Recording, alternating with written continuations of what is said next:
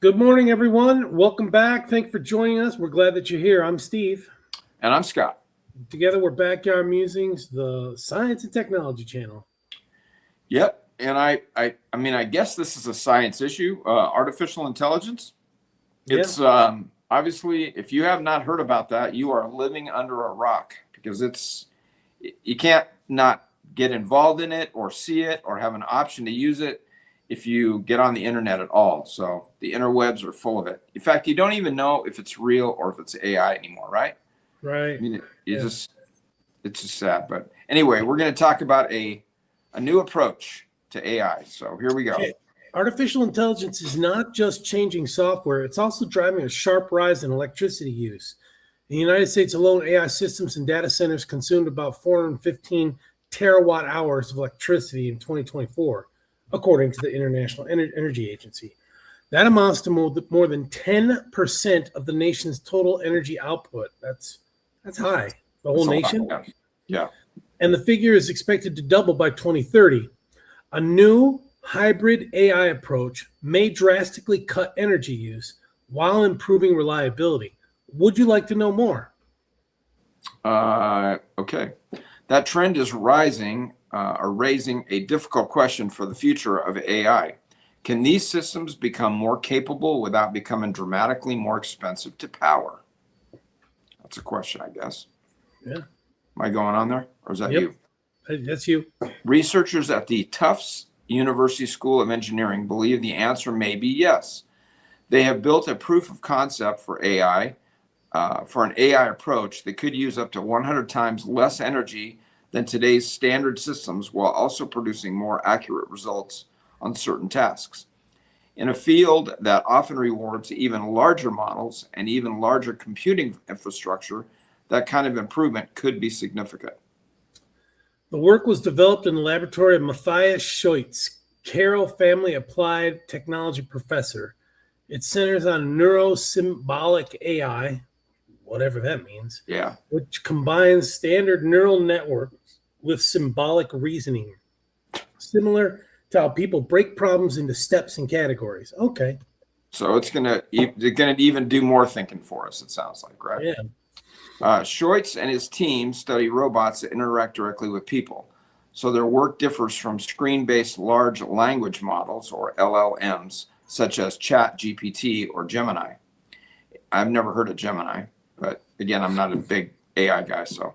Instead, they focus on visual language action, or VLA models. These systems extend LLMs by adding vision and movement, allowing robots to intercept camera and language inputs and carry out physical actions such as moving wheels, arms, or fingers. So the next Terminator. Yeah, this sounds spooky. Yeah. So how do you knock this thing out if it gets out of control? Aim for the chip. Aim for the chip. And hopefully it's not one of those nano chips that we talked about, right? Yeah. With conventional and resource-heavy VLA systems, even a simple task like stacking blocks can be error-prone. A robot must scan its surroundings, identify each block's position, shape, and orientation, and then follow instructions to stack them. Errors can arise if shadows distort perception, if blocks are placed incorrectly, or if the final structure is unstable and collapses.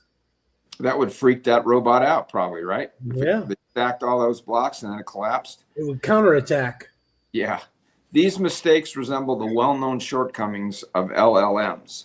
Just as robots can fail in physical tasks, chatbots can produce incorrect or fabricated outputs, such as inventing legal cases or generating images with unrealistic features like extra fingers. Okay. Is that still me? Yep. Symbolic reasoning offers a more efficient alternative. It allows systems to apply general rules and abstract concepts such as shape or center of mass, leading to more reliable planning with less trial and error. So a perfect example of this is there's this YouTube channel called The Barons Boys, and it's World of Warcraft. And if you know about the Barons, that's the Horde territory, and it tracks a troll rogue, and a Dennis, an undead warlock. And so undead? Did you just say undead? Undead warlock, yeah. So when it first started out, it was showing the troll with 5 fingers. Trolls only have 3 fingers, like 1, 2, and 3. So it's like, oh wow, that's an obvious mistake. And then they finally corrected that to show 3 fingers, 3 toes.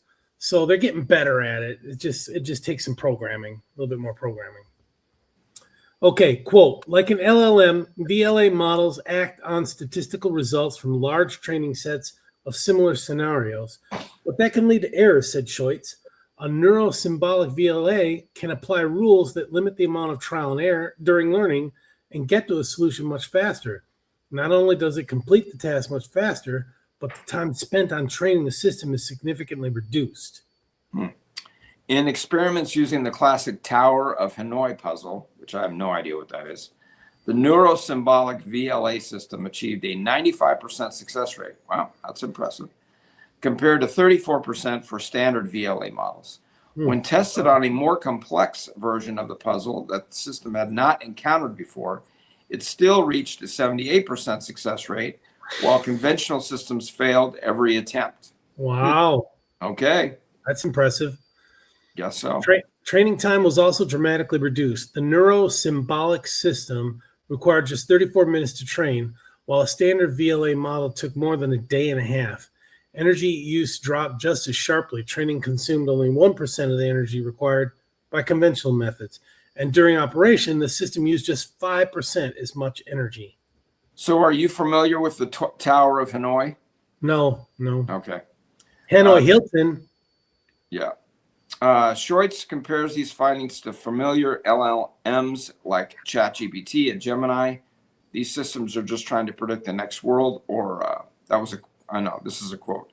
These systems are just trying to predict the next word or action in a sequence, but that can be imperfect, and they can come up with inaccurate results or hallucinations. Their energy expense is often disproportionate to the task. For example, when you search on Google, the AI summary at the top of the page consumes up to 100 times more energy than the generation of the website listings. Did not know that. That's crazy. Yeah, I did not either. As demand for AI continues to grow and expands into industrial use, companies are racing to build larger data centers. These facilities can require hundreds of megawatts of power, far exceeding the needs of many small cities. The researchers argue that today's LLMs and VLA systems, despite their rapid adoption, may not provide a sustainable or reliable long-term foundation. They suggest that hybrid neurosymbolic AI offers a more efficient and dependable alternative with the potential to ease mounting pressure on energy resources. And we've seen this where communities have said, no, we don't want a data center because it's going to take all of our power. Well, we've talked about that, right? I mean, in a state like our state here, where we're supposed to be all electric new vehicles here in about 8 or 9 years. And what was it, last year or the year before last where we had that?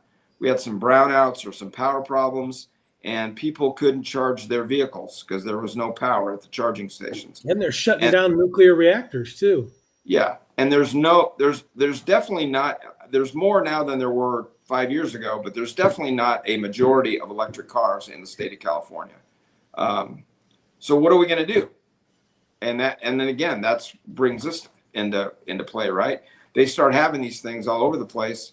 What's that going to do to the power system, our grid? It's crazy. We're not ready. But anyway. Yep. So you're preaching the choir. Yeah, I know. You and all right, brother. Vehicles. Well, we appreciate everyone joining us. Remember, we're 7 a.m. and 1 p.m. and we're glad that you're here. Yeah, every day except Sunday. So thanks for joining us, and we'll see you this afternoon. Take care.